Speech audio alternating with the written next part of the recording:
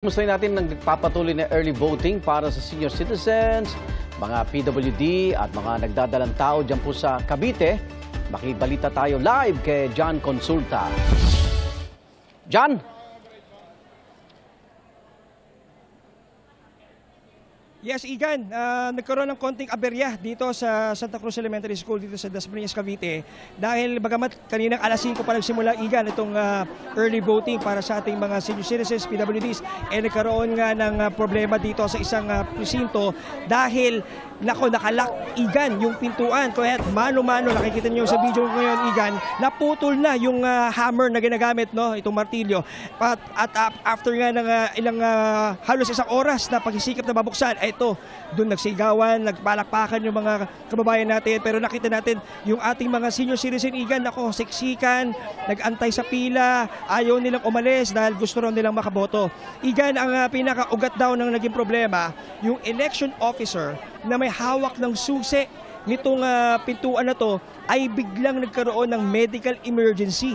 Nagkasakit daw, Igan, at dinala sa ospital. Kung kaya't nagkaroon ng last minute na palitan ng tao para sila yung mag-ayos nga nitong problemang ito. Samantala, Igan, nung naalala mo kanina, yung kauna-unahan nating botante, itong si Nanay Teresita Bonifacio, 60 years old, twice na stroke.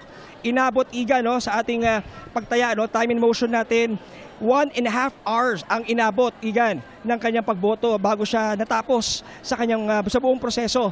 At bagamat medyo hirap talaga siya, Igan, no, all throughout, yung kanyang mukha nakangiti at nagpapasalamat na natapos na din sa wakas yung kanyang paghihirap.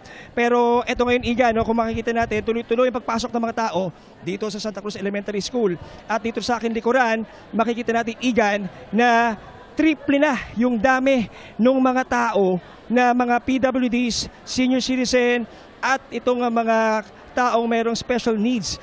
At kinaklaro dito, Igan, no, sa may pintuan pa lang na hindi porket senior citizen ay papapasukin dito sa polling precinct na to, no? Priority polling precinct, dahil ang sinasabi dito, Igan, yung mga senior citizen natin at mga PWDs na hirap maglakad ay yun yung i-accommodate lamang dito. Yung mga senior citizen natin na pwede maglakad ay tinuturo doon sa kanilang mga regular polling precincts. Bagamat uunahin pa rin naman daw sila doon, Igan. So sa ngayon, talagang ang daming tao ngayon dito, Igan, no? Patuloy natin naasahan yung dagsa ng ating mga kababayan, lalo pat ang kabuang bilang ng mga botante dito, 36,000. Ito pinakamalaki, Igan, no, sa buong Dasmariñas, Cavite. At ang Dasma ang may pinakamaraming botante, no, dito sa bahagi nga ng Cavite. So inaasahan natin na sa mga susunod na oras ay tuloy-tuloy lang itong effort ng ating mga kababayan. Lalo pat alas 7 na, Igan, no, papasok na rin itong ating mga kababayan na hindi pasok dito sa priority polling precincts. Sa mga regular na presinto sila boboto. At makikita natin na talagang mainit ang sitwasyon, Igan, dito sa Dasma.